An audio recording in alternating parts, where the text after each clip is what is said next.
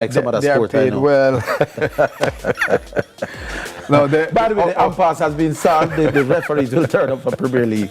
I'm not being unfair now, but we don't want to know that the same thing. In all my years of playing cricket, I think there's only been 1 year. Yeah. When I say play, both play and administer, Right. that we have had a situation where umpires, had that situation. Well, the JCA, and that was years ago. The JCA is a wash with cash, is it? Nah.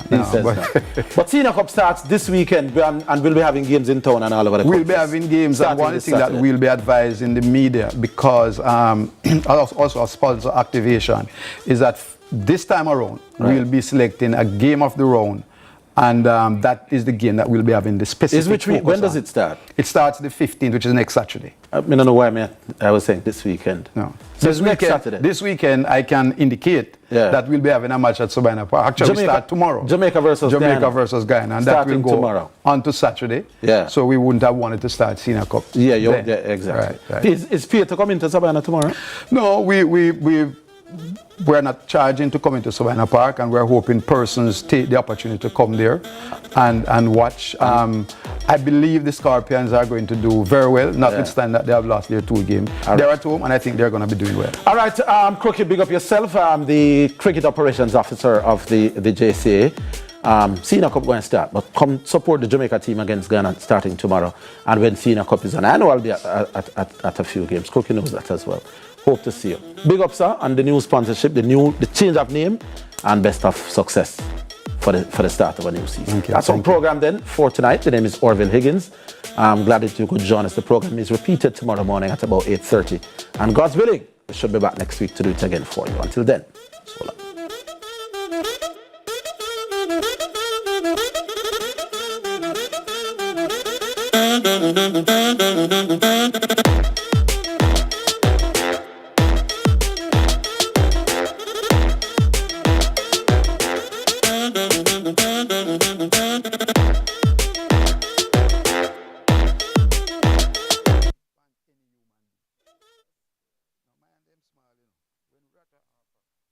You can open a Sagicor Bank savings account from anywhere. Go online and open yours today.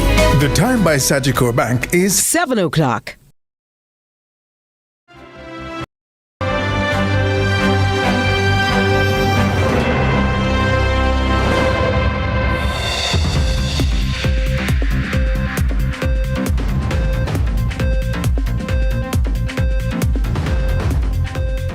Tonight in CVM News at 7, 3 women charged in gruesome capital city murder.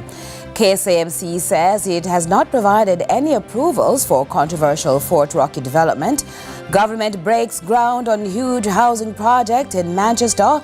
Inspire Jamaica exposes the invisible condition that's IIH. While in sports, Darren Sammy is set to take over as West Indies test coach.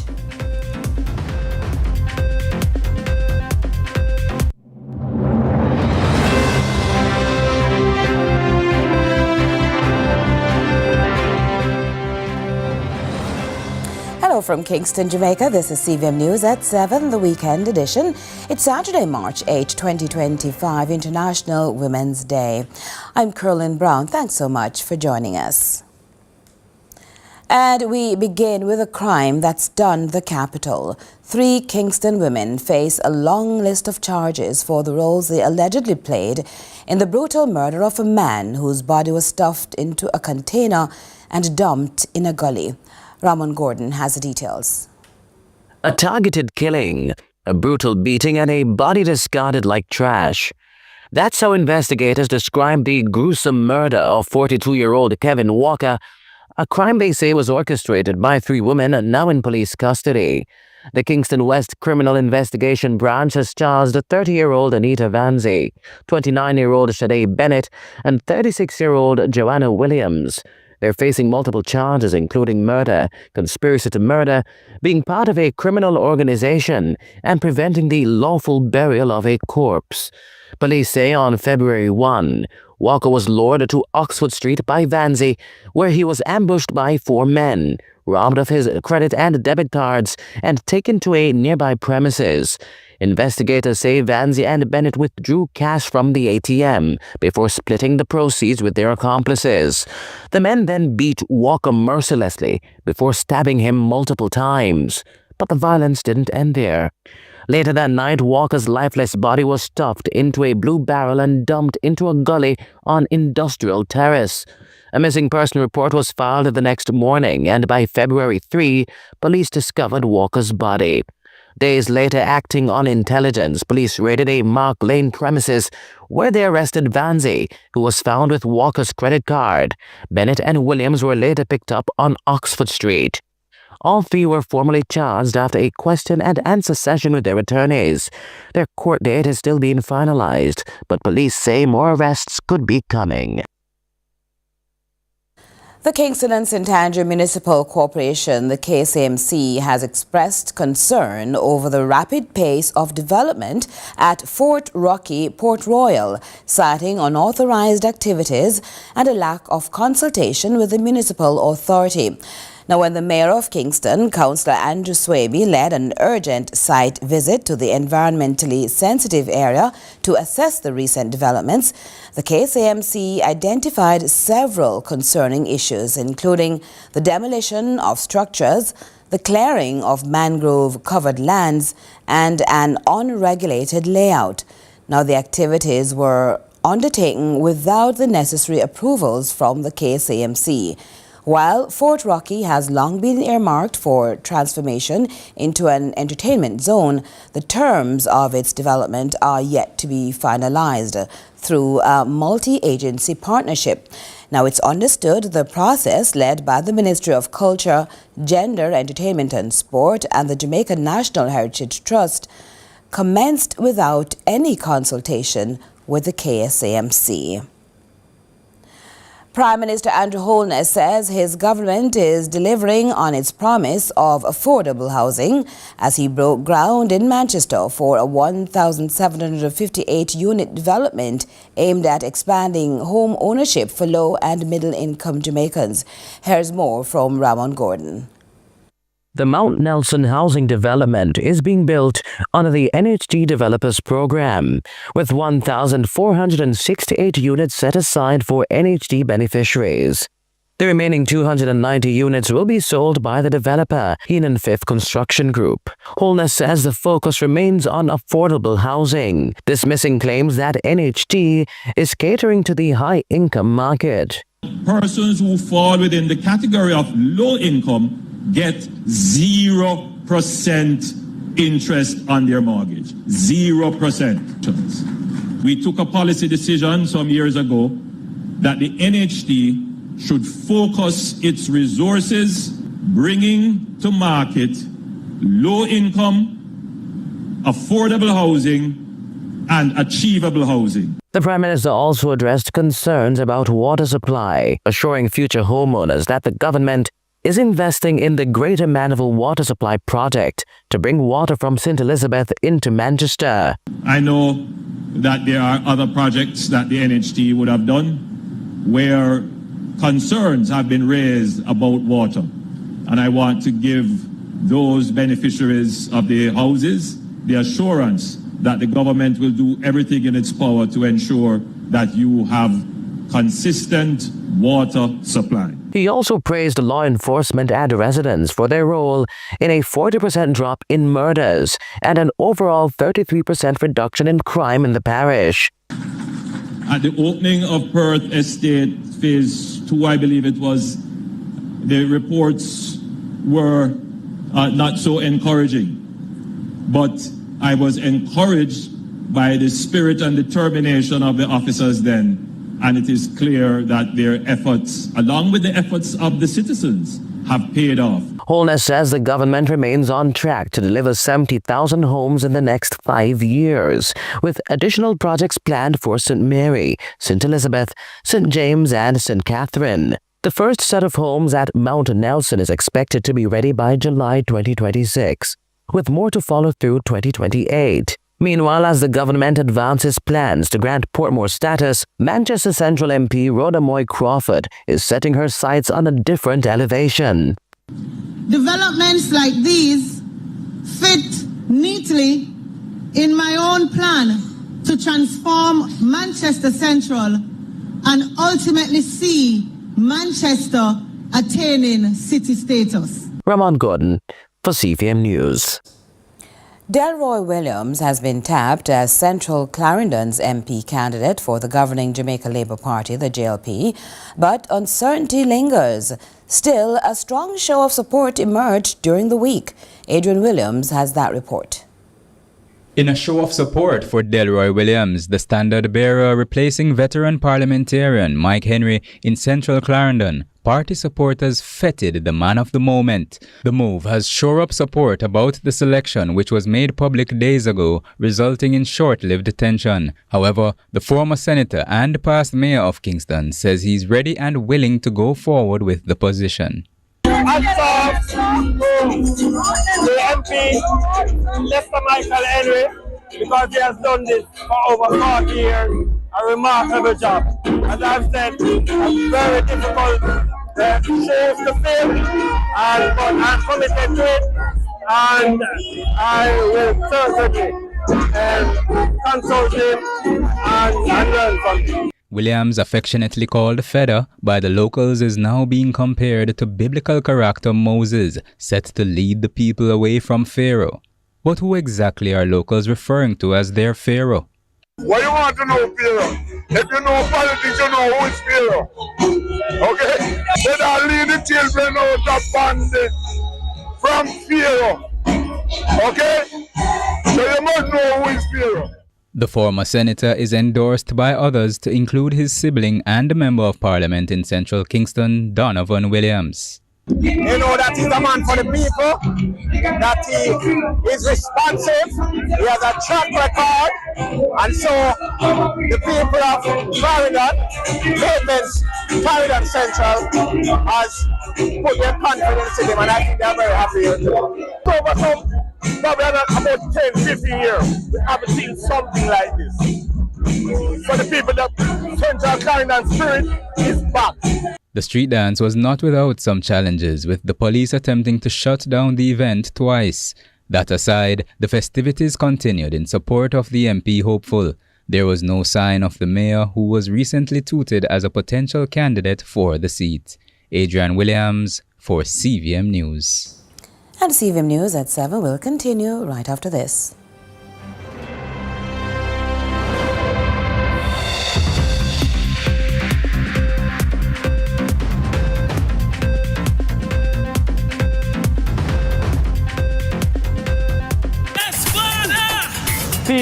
People, we now waste no time. I am super excited to be on for another season to show you the Holy Road. Listen, new adventures. Slim get fluffy. That's cool, let's go. We're not going out, you know. Things are only getting hotter and hotter this season. Click, click, pow, that must tell you something. There's a great story happening just in our backyard. We are on the Holy Road again. Sports should be fun. Sports should be interesting. Sports should be entertaining. Sports should be riveting. This is CVM Sports. I'm Jordan Fort.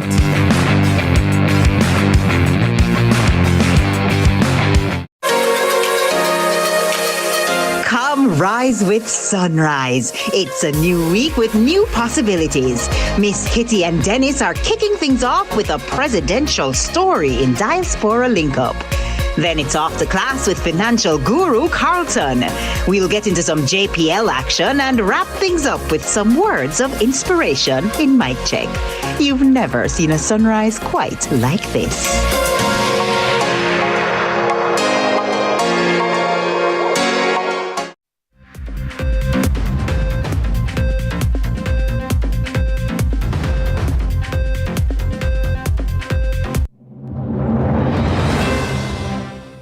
Welcome back. Now, amidst recent warning of an increase in reported cases of measles globally, the Ministry of Health and Wellness has advised Jamaica has had no local spread of measles since 1991, with the latest imported case of measles reported in 2011. However, while there are currently no local or imported cases of measles in the country, Jamaica maintains a robust surveillance system for fever and rash, and all cases are reported within 24 hours, while suspected measles cases are reported immediately. Chief Medical Officer Dr. Jacqueline Biseso Mackenzie notes most cases of measles are mild and symptoms usually appear 10 to 12 days after exposure to an infected person, but may appear as early as 7 days and as late as 21 days. A recent PAHO WHO bulletin states the risk of outbreaks have increased given the increase in measles worldwide, coupled with factors such as low coverage of the first and second doses of measles, mumps and rubella vaccine in most countries and territories in the region, and the increase in dengue cases in the region, which could mask potential measles or rubella cases due to the similarity of the clinical manifestations of those diseases. The Education Ministry is ramping up tech in schools, pushing greater access alongside the Tablets in Schools initiative. Education Minister Dr. Dana Morris-Dixon calls it bang for your buck, with over $40 million set aside to boost literacy and numeracy in primary and secondary schools. Courtney Lewis tells us more. The Education Ministry is shifting focus to improving literacy and numeracy this fiscal year, noting technological advancement is a key pillar. Education Minister Dr. Dana Morris-Dixon says at least $48 billion has been allocated to meeting the goal. We have our broadband initiative in schools, and 600 schools have been able to get that access, and we have 300 that are currently in procurement. So it would be 900 out of the 1,000 schools that will eventually have this internet.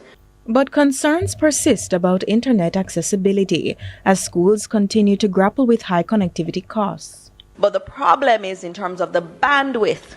So it's mainly the office that can use it. What we're looking at during the course of this year is how we can do further procurements so that we can extend the bandwidth in the schools so that the students can actually use the tablets and it be useful for them. But in moving full speed ahead with technology, she makes a push for greater artificial intelligence adoption in schools. We think AI can bridge the gap between, the students who go to schools that are high performing versus those that are not. And one of the differences sometimes is, the quality and experience of the teachers. And so with AI, you can actually use the tablet and load on programs that can work with the students at where they are and bring them up individually. Meanwhile, the ministry is developing new ways to assess literacy and numeracy improvement programs. Just this year, the ministry implemented extended teaching hours for English and mathematics. So what we've done in the primary schools, which I'm really, really happy about, all the children who did the grade 5 PEP and ended up on pathway 3, which meant that they weren't at the level they needed to be, that was over 2,000 children. We had a relationship with UE, and UE went out to every single one of those students in their communities or in their schools last summer, and they assessed all of them, and all of them got a plan of action that went to their school for grade 6. So, and we're doing it again this year, but just noting that in doing that, what it's doing is us saying, let's start the interventions early. Let's figure out where the problem is before they get to high school and see if we can intervene. Courtney Lewis for CVM News. The just concluded agricultural show in Trelawney is being dubbed a success, with children giving a big nod of approval for the area that was specifically designed with them in mind. With approximately 40% of the crowd at the Hague Agricultural Show 2025 in Trelawney children, under the theme Regrowth and Renewal, Creating a Resilient Future, play was paramount. After all, Jamaica's tomorrow's people need to see agriculture as an option in years to come. Having experienced lockdown with COVID and the battering from Hurricane Beryl, it was a sight to see the boys and the girls enjoying the kiddies' village deliberately established for them. The feeling of inclusivity was a special mix for those whose parents till the soil and spend hours on their livestock, as it was for the predominantly outsiders who brought their entire family to feast on the best of the Yam parish.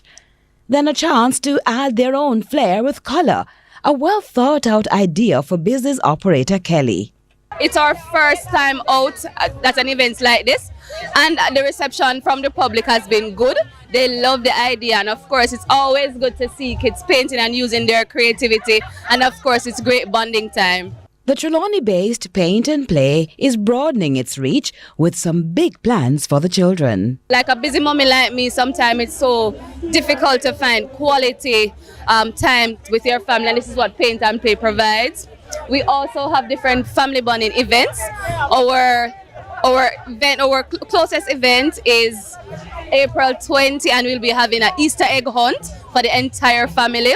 You can all bounce and play, the canvas painting, and of course the big Easter egg hunt that will be at the Artesian Village, April 20 in Falmouth. Everywhere you go, just look for the name Paint and Play. When you come to a Paint and Play experience, you'll feel it, you'll see it. It's all about bonding and family and that connection. So looking forward to see you at Paint and Play or Easter egg hunt. Still more to come after this.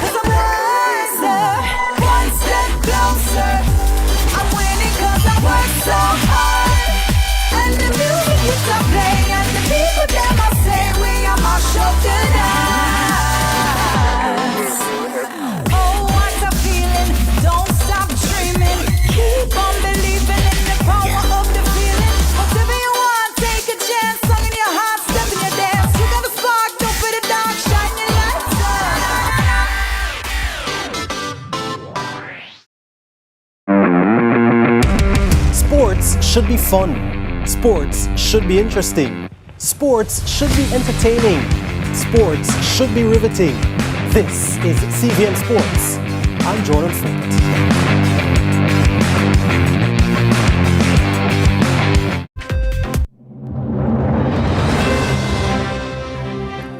This is CVM News at 7. Time now to find out what else happened in the region and also farther afield.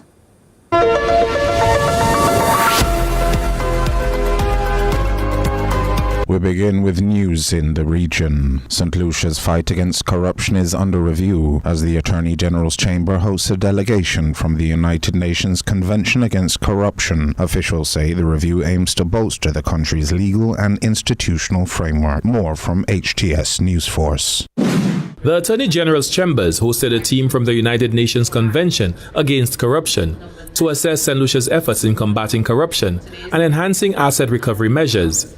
This review builds on the previous assessment conducted in 2011, which focused on anti-corruption safeguards within the public service, including policies on recruitment, promotion and whistleblower protection.